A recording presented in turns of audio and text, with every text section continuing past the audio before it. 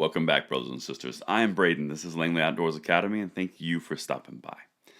All right, guys, on this episode of Bullet Points today, we're going to talk about something that I'm seeing a lot of out of Philadelphia. Now, Philadelphia, of course, is a blue city. Let's just face it, we know that's the fact. But one of the things that's interesting and that we always follow on this channel is the little underpinnings and the little cracks of freedom that are going against the Democratic narrative that's very left-leaning gun control, specifically in big blue cities. Philadelphia is no different. But what's fascinating here is this is an opinion piece that we're going to cover from someone who lives in Philadelphia. Now, one thing I want to say here is I'm only reading this opinion piece because it has value and potential in what it could be signaling towards.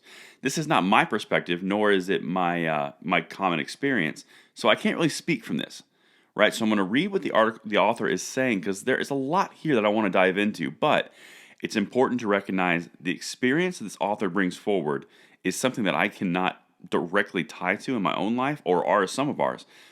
But there's something here. Let me know what you guys think in the comments field below, and I want to hear what you're thinking and read when you read the article, which is linked in the description. But let's dive in. Catchy slogans don't help black kids who live in constant fear of Philly's gun violence, and that's the opinion. Subtitle: The city needs concrete strategies if our black communities are to deal with the immediacy of how quickly a terse argument or beef turns to death. Now, there's two things here. The African American community does disproportionately experience gun crime. We can argue about the causes at another time. That doesn't really matter for the point of this opinion piece. But what's important here is they did not immediately go to, we need more gun control. We need more of this, more government control of our lives. Listen to where they go. He's going to set it up here. This is very interesting to see. Like I said, let me know what you guys think, because this has some green shoots here. This is potential.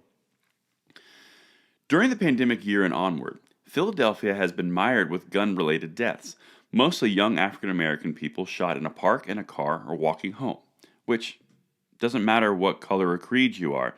You shouldn't experience this. This should not be your common experience growing up, right? But this is the thing that he's hitting on that I think is so fascinating. Slogans. The left is really, really good at doing focus point slogans, little 2-point slogans. Sometimes they rhyme, sometimes they have really good little jingle to them. And they're always consistently said and universally said across all of them. It's like a hive mind, right? When I went to Shaw Middle School, I was constantly bombarded with the slogan, quote, "Stop the violence, increase the peace." And I remember being confused. How was I, alone, supposed to stop the violence, increase the peace? The catchy saying collapsed the problem too simply for me, which is pretty profound. Years later, I'd see the billboards put up by the then U.S. Attorney Bill McSwain that read, "Gun crime equals Fed time," and I have the same issue. Now, the important thing here is they're attacking and pointing towards something deeper. Slogans are not going to stop the problem. They're pointing towards cultural institutions. That's what this author is going at. Doesn't come so far as to say that yet, but let's continue.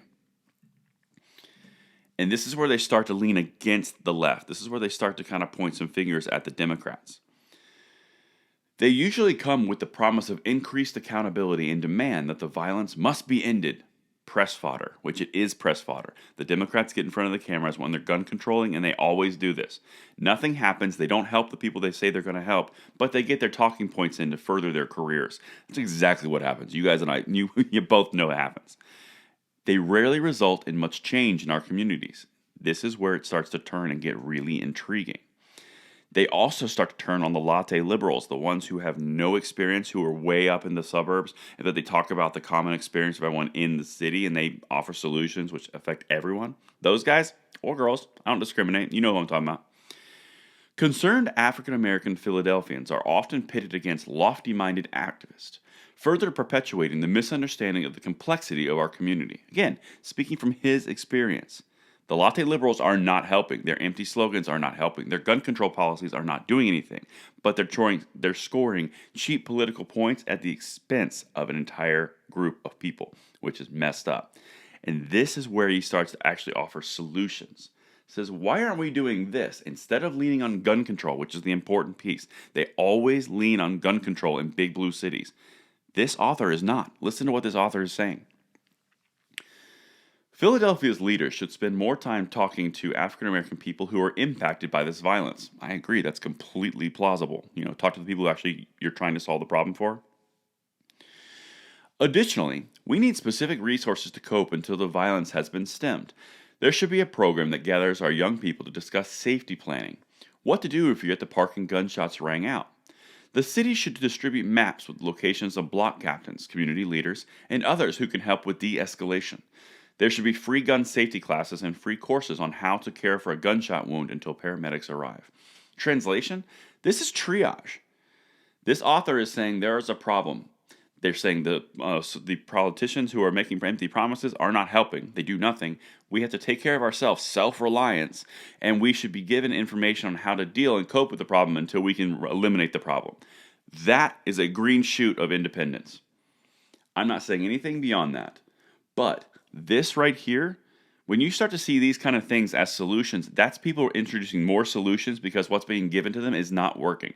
That is a problem for the gun control left because they need and require complete dependence on their policies. And if you don't, there might be something wrong with you, and you may not be able to stay on the collective. And that's what I've got for you guys today. I will see you tonight on the 9 p.m. segment. Braden, signing out.